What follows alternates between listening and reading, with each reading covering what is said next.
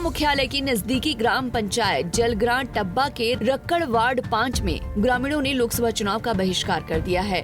शुक्रवार सुबह ग्रामीणों ने गांव के बीचों बीच से गुजर रही रेल लाइन पर खड़े होकर जोरदार नारेबाजी करते हुए विरोध प्रदर्शन किया। ग्रामीणों का आरोप है कि गांव के बीचों बीच से गुजरी रेलवे लाइन के चलते उनके अपने ही परिवार दो भागों में बंटकर रह गए हैं, जबकि दोनों ही पक्षों की जमीनें लाइन के आर पार पड़ती हैं, जिसके चलते ग्रामीणों को महज 150 मीटर की दूरी 12 किलोमीटर घूमकर तय करनी पड़ती है।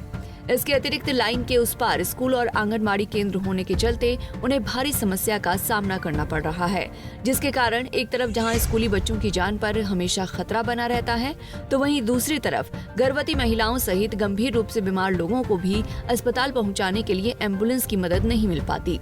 ग्रामीणों ने बताया कि उनकी सुविधा के लिए इस रेलवे लाइन पर एक पुल प्रस्तावित किया गया था, जिसके लिए रेलवे द्वारा सर्वेक्षण भी किया गया, लेकिन आज तक ये पुल नहीं बनने के चलते लोग नर्क जैसा जीवन जीने को मजबूर हैं। स्थानीय लोगों का कहना है कि इस मसले को लेकर उन्होंने कई बार अधिकारियों और नेताओं के दरबार में दस्तक दी। हालांकि रेलवे द्वारा भी यहां पर पुल बनाने की बात कही गई और इस पुल निर्माण को लेकर 3 बार सर्वेक्षण भी हुए, लेकिन अभी तक पुल का नहीं बन पाना लोगों के लिए भारी समस्या का कारण बना हुआ है। लोगों को खेतों से अपनी फसल तक उठाने में भारी भरकम खर्च से गुजरना पड़ रहा है। ग्रामीणों का कहना है कि प्रशासन से भी लगातार इस मसले को लेकर गुहार लगाई गई, लेकिन आज तक कोई भी प्रभावी कदम नहीं उठाया जा सका, जिसके चलते उनके पास अब इस चुनाव का बहिष्कार करने के अलावा कोई विकल्प नहीं बचा है। जो हमने इस बार लोकसभा के चुनावों का बहिष्कार का ऐलान किया है, ये हमने अपने जो एक हमारी जो बेसिक समस्या है, बहुत बड़ी समस्या है कि हमारा जो रास्ता है वो रेलवे के कारण बाधित है। यहाँ हमें रेलवे लाइन क्रॉस करने की भी इजाज़त नहीं है, क्योंकि रेलवे अधिकारियों ने एक सर्कुलर जारी कर दिया है मेरे फादर साहब के नाम पे कि कोई भी ट्रैक क्रॉस करता पकड़ा गया, रेलवे के मतलब अधिकारियों द्वारा पकड़ा गया, तो उसकी जिम्मेदारी आपकी होगी और आपके ऊपर उचित कार्रवाई की जाएगी। तो मुझे समझ नहीं आ रहा कि अगर ये यहाँ से हमें क्रॉस करने की इजाज़त नहीं है तो हमारे पास विकल्प कोई नहीं है। अगर हमने यहाँ से आना जाना हो, अपनी मेरा गांव है, मेरा जो वार्ड नंबर 5 है, ये जो रेलवे ट्रैक क्रॉस हो रहा है, ये हमारी ज़मीनों के बीच में से ट्रैक क्रॉस हो रहा है और हमें अपनी फसलों को इधर उधर ले जाने के लिए 22 किलोमीटर का सफ़र तय करना पड़ता है। बाई ट्रैक्टर या बाई जैसे टेम्पो, तो कम से कम भी 1200-1300 रुपया किराया भी हमें देना पड़ता है। तो हमारा जो गांव है, रेलवे के कारण हमारा गांव 2 भागों में बंट गया है, जैसा कि हिंदुस्तान पाकिस्तान, और हमारे साथ पाकिस्तान जैसा ही जो सलूक किया जा रहा है, क्योंकि पंचायत से भी हम कट गए हैं। पंचायत का जो रास्ता था उसमें भी पुली थी, वो भी उखाड़ दी गई है, वहाँ से भी हमें आने जाने की बहुत समस्या है और यहाँ ट्रैक के रेलवे ट्रैक के कारण ये समस्या हमारी बेसिक है। तो हम इसके लिए चाहते हैं कि सरकार इसके ऊपर उचित कार्रवाई करे, जबकि रेलवे की तरफ से कोई आपत्ति नहीं है। वो रेलवे चाहता है कि इसके ऊपर पुल बने, फ्लाईओवर बने, और उसका उन्होंने सर्वे भी कर रखा है, लेकिन इसकी जो मतलब बजट है वो स्टेट गवर्नमेंट ने तय करना है, PWD विभाग करेगा। तो हमें समझ नहीं आ रहा है कि क्या काम कैसे होगा, क्योंकि हमारी जो आने वाली पीढ़ियां उनके लिए बहुत समस्या है। ये 1982 की समस्या है, लाइन निकली तो इसको सरबा हुआ, तो हमने सोचा भी चलो पढ़े लिखे ने सरबा किया, हमारे माल के महकमे से भी काट लिया, कितनी किसी की ज़मीन गई।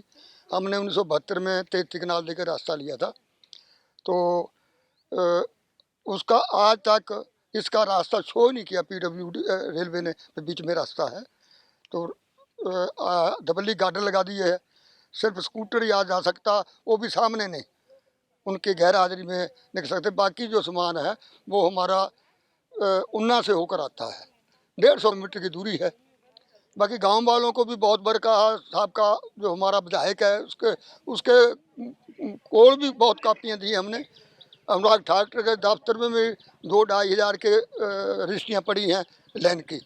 जो बजट है वो MP के फंड में से इसमें डलेगा। रेलवे का 3 बार आकर पैसा मुड़ गया, क्यों? हिमाचल गवर्नमेंट ने दिया नहीं। पुल ऊपर से बनेगा, कल को सड़क भी बनेगी तो हिमाचल गवर्नमेंट को उसका मुफाद भी पड़ेगा, इसलिए वो चाहते हैं भी आधा पैसा स्टेट गवर्नमेंट डाले। तो अब आपकी क्या डिमांड है? हमारी यही डिमांड है भी हमारा रास्ता जरा बनाया जाए, इसलिए हमने विरोध किया लोकसभा इलेक्शन का। हमारे गांव में रास्ते की बहुत प्रॉब्लम है, बच्चे आते जाते हैं, उनको खतरा रहता है, इसलिए हम चाहते हैं कि हमारा पुल बन जाए। हमारी मांगे पूरी करो, हमारी मांगे पूरी करो, हमारी मांगे पूरी करो। वहीं स्थानीय आंगनबाड़ी कार्यकर्ता ने बताया कि छोटे बच्चों को आंगनबाड़ी से घर लाना और घर से आंगनबाड़ी भेजना बहुत ज्यादा जिम्मेदारी का काम होता है, लेकिन अगर इस तरह के माहौल में रेलवे लाइन पार करके बच्चों को घर से लाना या छोड़ना पड़े तो वो और भी खतरनाक साबित हो सकता है। उन्होंने कहा कि आंगनबाड़ी केंद्र का काम छोड़कर उन्हें और उनके सहायक को बच्चों की सुरक्षा पर ध्यान देना पड़ता है। मेरा नाम कंचन देवी है और मैं यहाँ रक्कड़ गांव की आंगनबाड़ी कार्यकर्ता हूँ। हमारे यहाँ पे जो रेलवे लाइन पड़ती है, हमारे सबसे ज़्यादा बच्चे इधर के हैं रेलवे लाइन के पार से, और हमारा स्कूल है आंगनबाड़ी वो इस साइड है।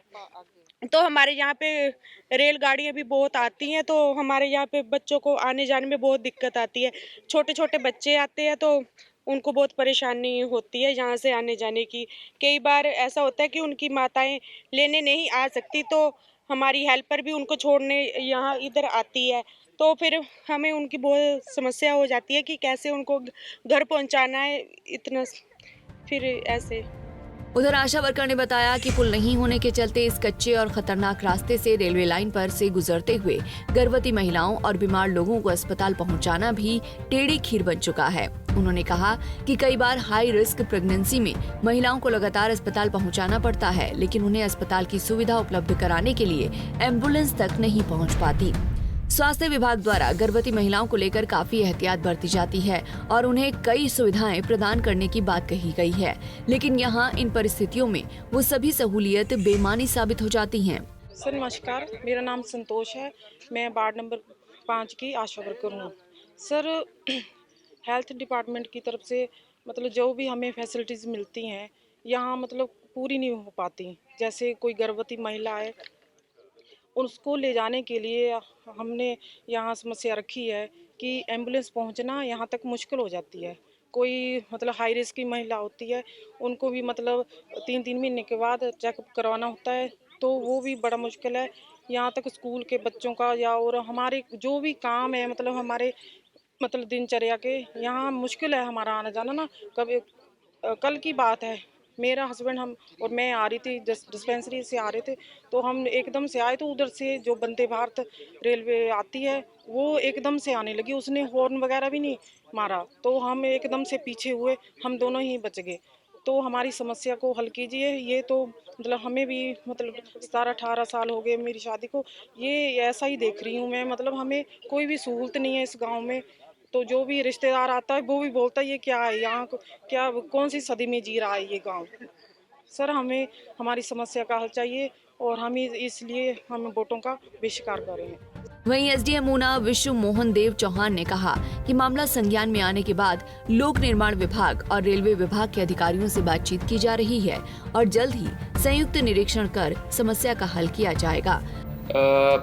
वार्ड नंबर 5 जो है जलग्रां डब्बा से हमें एक लिखित रूप में जिलाधीश महोदय के माध्यम से एक शिकायत प्राप्त हुई है, जिसमें उन्होंने आने वाले आगामी लोकसभा चुनाव को बहिष्कार करने का जो है उसमें चेतावनी दी है। इसमें अभी जो लेटेस्ट रिपोर्ट जो है वो पीडब्ल्यूडी द्वारा प्राप्त की गई है। इसमें कुछ प्रोविजंस जो है, बजटरी प्रोविजंस जो है वो किए गए हैं। हालांकि मुझे ये बताया गया है कि रेलवे विभाग द्वारा जो एनओसी रिक्वायर्ड होती है, जो कि ओवरब्रिज बनने के लिए, जो कि उनकी मुख्य मांग है कि ओवरब्रिज जो है रेलवे लाइन के ऊपर से बना जाए, ताकि जो है उन्हें एडिशनल जो है 5 से 10 किलोमीटर का जो सफ़र करना पड़ता है वो ना करना पड़े।